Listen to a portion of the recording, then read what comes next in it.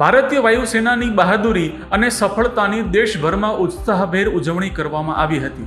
લોકોએ ભારત માતા કી જય અને હિન્દુસ્તાન જિંદાબાદના નારા લગાવી ફટાકડા ફોડી પહેલગામ આતંકવાદી હુમલાના બદલાની ઉજવણી કરી હતી।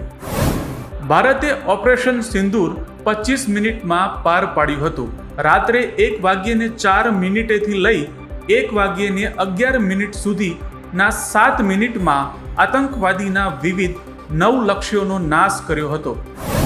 દેશના ઇતિહાસમાં પહેલીવાર આ પ્રકારના ઓપરેશન બાદ યોજાયેલી પત્રકાર પરિષદમાં મહિલા આર્મી ઓફિસર્સે માહિતી આપી હતી। આર્મી કર્નલ સોફિયા કુરેશી અને એરફોર્સ વિંગ કમાન્ડર વ્યોમિકા સિંહે ઓપરેશન વિશે માહિતી આપી હતી।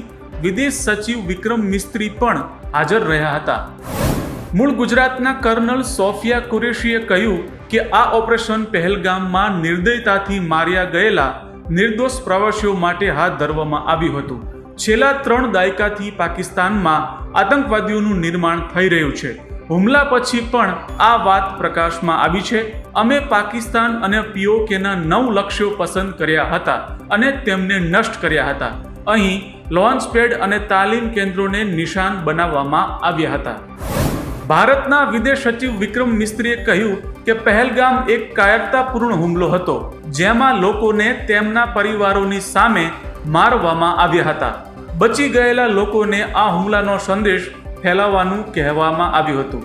આ હુમલો જમ્મુ અને કાશ્મીરની સારી સ્થિતિને અસર કરવા માટે કરવામાં આવ્યો હતો।